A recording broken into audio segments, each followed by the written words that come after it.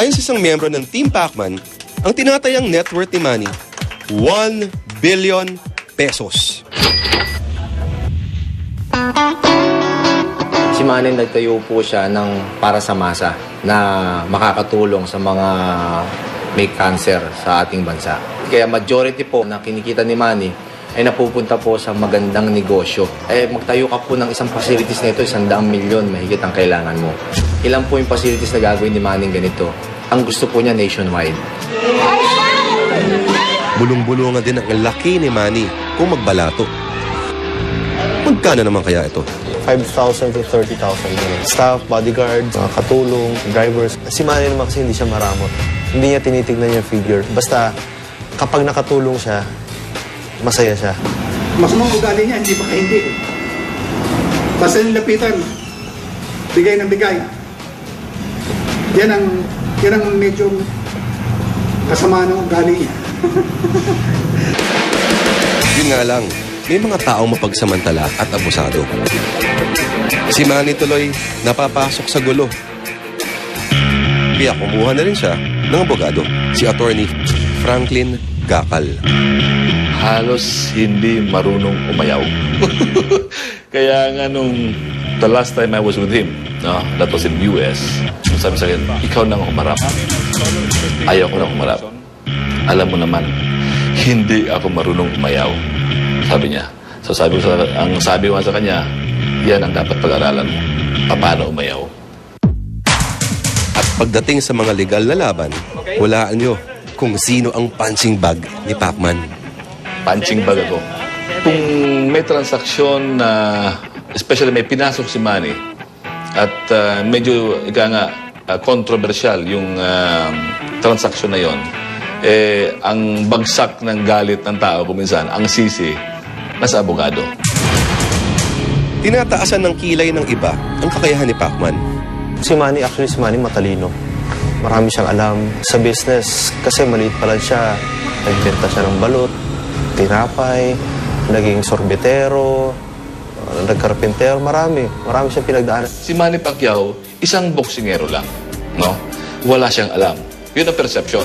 But of course, in my dealings with Manny, Manny is a very, very intelligent person, no? Hindi lang siya nagkaroon ng formal education. Hindi alam ito ng marami, except yung kanyang inner circle. He was negotiating with Floyd Mayweather. And Mayweather already gave an assurance to Manny Pacquiao that kung hindi matuloy yung Ricky Hatton sa May 2, siya na ang lalaban. At 50-50. That also goes to show you how far-sighted Manny Pacquiao is, no?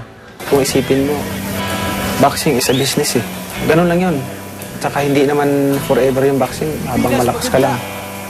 Kailangan mag-isip ka. Katulad yung sinabi ko sa'yo, yung pag-iisip ko, malawak.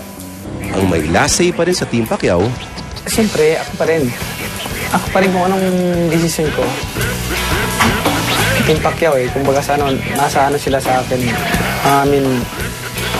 Kailangan pag-usapan bawat desisyon.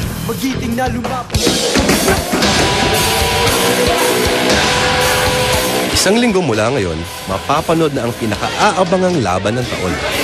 Pacquiao versus Hatton. Enkwentro na ilang buwan ding pinaghahandaan ng manok nating si Pacman.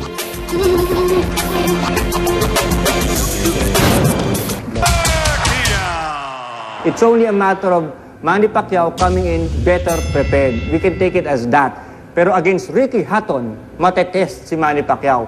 Because si Ricky Hatton will be fighting Manny Pacquiao with no issues. Ang mga miyembro ng Team Pacquiao sa Pilipinas, isa-isa nang nagliparan sa Amerika. Kasama na si Aling Junisha.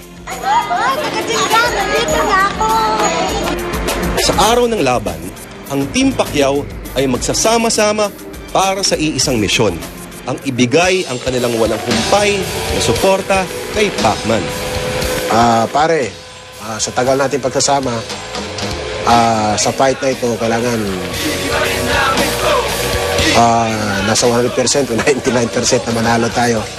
At saka yung pagsusuporta ko sa iyo, hindi mawawala yan. Basta tanggap na ano yung binigay pa sa Diyos sa amin hanggang kailan kami magsama. Nandun ba? At sila nga ang secret weapons ni Pacman. Ang dagdag na lakas sa likod ng pambansang kamao na handang gumiba sa sino mang kalaban para sa karangalan ng ating bayan. Kahit saan tayo mapunta sa sulok ng mundo, ay Team Pacquiao tayo, mga Pilipino. Mabuhay ka, Manny! Pagbansa ka mao, tunay na Pilipino!